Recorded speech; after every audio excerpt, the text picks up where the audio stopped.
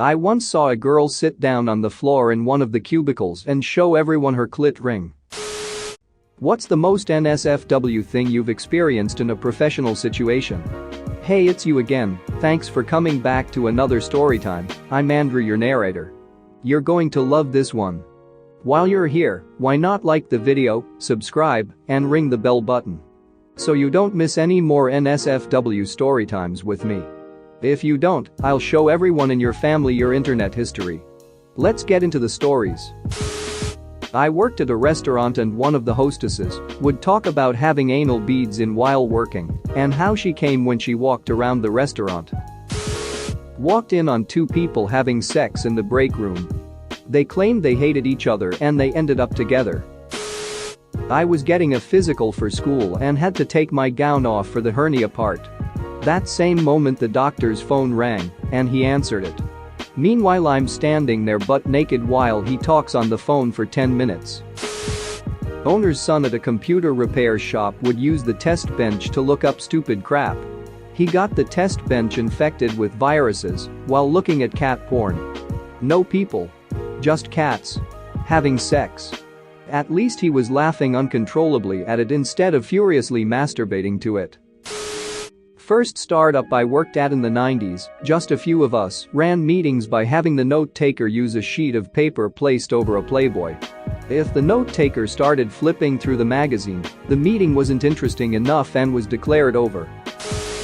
I work at the hospital. Walked in on a mom and dad snorting mom's pain pills off the medical cart. Go figure, their child was also born addicted to methadone. Immediate reporting done. There was a guy and a girl, not in a relationship, that used to regularly go into the sick bay around lunchtime for 10 to 20 mins. She was a bit loud. Everyone nearby knew when they were in session. In Brazil, we have this WhatsApp joke where they put some random video with the audio of Alexis Texas moaning very loud. Once I was in a kinda serious meeting and my boss got caught in one of those jokes. Needless to say that everyone laughed and took a 5-minute break before resuming the meeting. I was on call at the hospital one night during my residency. I get called at about 3 a.m. for a disturbance in a patient's room. I walk down the hall and hear some screaming and a bunch of nurses standing outside this patient's room. As I get to the door I see the patient standing in the corner, covered in her own poop, legs bent and arm up her gown. This woman was pulling out poop from her butt and throwing it at nurses and whoever tried to get near her. I noped the hell out of there. She eventually ran out of poop and I have a phone order for some meds to put her down. I felt bad for the housekeeping crew that night. They were up to their elbows in poop. I worked with a woman who claimed she could give herself an orgasm using only her mind. On 2 occasions, I saw her demonstrate this. Of course, she could have been lying, but that is a weird thing to lie about. She claimed that the more people were watching, the easier it was for her. She seemed pretty convincing. Edit. This was not at all similar to the exaggerated fake orgasm scene from When Harry Met Sally. It was more subdued, and apart from some minor soft moaning, silent. It seemed believable, based on my somewhat limited, but nonetheless existent, experience with the subject. Edit 2. I am aware that women can lie about orgasms. My second sentence refers to the fact that it would be weird to volunteer this information, out of the blue, as a lie. Whether or not the orgasms were real or not is immaterial. Her sexual exhibitionism in a professional work environment is the crux of this story. I worked in a photo lab at a major right out of high school. This was just a couple of years before digital cameras killed film, so I still dealt with people bringing in disposables and rolls of film to develop. 95% of the stuff I saw was kids' birthday parties and vacation shots. The rest, though, was some NSFW stuff. One woman in her mid-40s that apparently liked to party with her friends had a thing about resting her boobs on people's head, nice boobs BTW. Another guy dropped off a disposable camera for 1 hour development. I ran it through, and the entire roll was a woman who was drop-dead gorgeous just posing naked on the bed. Well, when he returned to pick up the pictures she was with him. That was a very awkward moment of ringing them up, and she couldn't look me in the eye. Had another guy drop off a camera who was a real class act. Naked photos of his GF wife, a collection of guns, and him snorting coke off a family picture. One other story I have is about a couple that brought in a roll of film. I ran it through the process and most of the images were innocuous, but the final few were probably a little saucy. I say probably because the images were so dark I couldn't make out much more than a silhouette. It was likely the wife modeling off some lingerie. I never printed the pictures, though, since they were almost all black.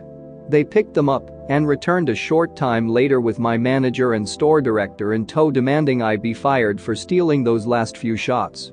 My explanation didn't satisfy them, so I was forced to put their film back in the machine and show exactly how the shots were and why they weren't printed. After that they got real sheepish and muttered an apology before quickly leaving. That peek into people's lives dried up when digital went mainstream though. I was 14 and on my first summer job ever. A well-dressed middle-aged businessman comes in, and we have completely normal quick chat. I can't remember anymore, other than he said that he had seen me working on the window a few times. Then he takes a thing out of his pocket and reaches out his hand. Without thinking, I stick out my hand and take it, which turns out to be a dirty tissue. In a very kind voice he says, "I want you to know that I jerked on that thinking about you." Flashes a nice smile and without any rush leaves. Even said hi to my boss on his way out. Took me a while to understand it really happened and start acting, just enough for him to leave. He knew it and did it on purpose. I spent the rest of the day mostly crying in the bathroom. It was the contrast on what I was used to on that job. I had the best time and people were wonderful, and completely having my guard down that threw me off. Edit. Since there are so many same questions I'm answering here. I never went to the police. Back then I only told my closest friends. I think that's the reason why I felt so angry about this for quite a while. I wasn't necessarily traumatized, but I definitely had these pangs of anger when I thought about the situation on a shower or lying on the bed. I would have everything I could possibly need to go to the police. We had cameras, I had the tissue, I had the greatest boss whom I knew would have immediately believed me and acted right then when it happened or even later. She was a kick-ass though lady, and I know that if I had immediately opened my mouth and yelled to her what happened, she would have slammed the door and not let him leave.